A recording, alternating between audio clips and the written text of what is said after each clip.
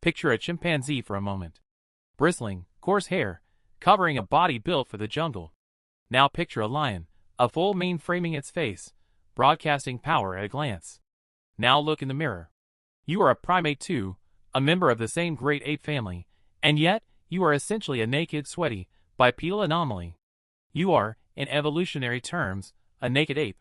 Your body traded away nearly all of its fur millions of years ago, replaced by an almost unbelievably efficient cooling system. Sweat glands, spread across bare skin, that turned your ancestors into the endurance hunters of the ancient savanna. And yet, if you're a man, there's a decent chance your face still grows a thick patch of hair that never got the memo. So why is that patch still there? You already know your ancestors lost most of their body hair. What's easy to miss is how strange that makes the beard specifically. It's not a leftover scrap of fur that evolution simply forgot to remove. Facial hair follicles remain sensitive to hormones your body actively produces, meaning the beard isn't an accident. It's something your biology chose to keep. Start with why the fur disappeared in the first place. Because the beard only makes sense once you understand what it's standing against. Around 2 million years ago, your ancestors moved out of shaded forest and onto open, blistering savanna. They weren't the fastest predators out there, and they weren't the strongest. What they had was endurance. A human could chase an animal like an antelope through the heat of the day, not by outrunning it, but by outlasting it, while the antelope, trapped under its own fur coat, eventually overheated and collapsed. That strategy required shedding insulating body hair and covering bare skin in sweat glands, turning evaporation into the most efficient cooling system on the planet. A second, related idea points to parasites. A coat of fur is prime real estate for ticks, lice, and the diseases they carry, and losing that coat meant losing a convenient home for them, along with making it easier to spot and remove the ones that stuck around. A third, far less mainstream theory suggests a semi-aquatic phase in human evolution, since fur drags in water the way it doesn't in air. That one remains firmly on the fringe of accepted science, but it's part of the broader conversation about why bare skin might have been worth the trade. So your ancestors became hairless to survive, to move fast, to stay cool, to stay healthy. Which raises the real question, why did that same evolutionary logic stop cold at the jawline? Here's where the story shifts from survival to signaling. Beard growth depends on hair follicles that respond to androgen hormones, specifically testosterone and its more potent derivative, DHT. Here's the detail that surprises most people. Growing a full beard doesn't necessarily mean you produce more testosterone than someone who can't. It means your specific follicles are simply more sensitive to the hormone you already have. But regardless of the mechanism, the visible result functions as a broadcast. It announces sexual maturity, and it announces maleness, instantly, from across the room. There's a genuinely strange, hands-on piece of research testing one specific theory about what that broadcast might be for. In 2020, researchers at the University of Utah, publishing in the journal Integrative Organismal Biology, tested what they called the pugilism hypothesis, that a beard might function as literal armor, absorbing and dispersing the force of a punch to protect the fragile bones of the jaw. Since testing this directly on human faces obviously wasn't an option, they used sheepskin as a stand-in, covering an impact testing rig with furred, sheared, and fully plucked samples, and measuring how much force reached the surface underneath. The furred samples reliably absorbed more impact energy than the bare ones. It's worth being honest about the limits here. This was sheepskin standing in for human beard hair, not a real beard, and the study became well known partly because it also won the satirical Ig Nobel Peace Prize. Suggestive evidence, not proof.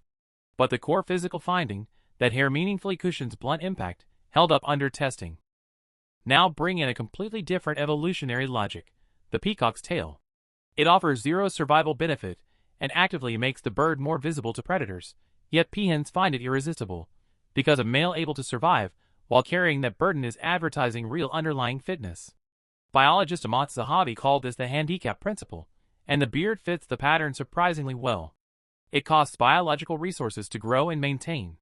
It traps food, dirt, and bacteria. A man who can carry a thick, healthy beard and still function, still lead, still provide, is broadcasting something like, I can afford this costly ornament, and everything that comes with it. Biology only tells half the story, because culture picked up wherever evolution left off. In ancient Greece and Rome, beards were frequently tied to wisdom and philosophy. Picture the bearded Socrates, while a clean-shaven face signaled youth or, among Roman soldiers, discipline and professionalism. Julius Caesar, by multiple ancient accounts, was famously meticulous about his own grooming, reportedly plucking unwanted body hair rather than tolerating it. Among the Celts and the Vikings, a man's beard functioned as an extension of his honor. Touching another man's beard without permission was a serious insult, sometimes serious enough to end in a fight to the death. There's a psychological layer here too, one that stayed remarkably consistent. A bearded face is reliably perceived as more dominant, more mature, and more aggressive than a clean-shaven one, partly because a beard visually mimics the heavier jaw associated, across several primate species, with alpha status.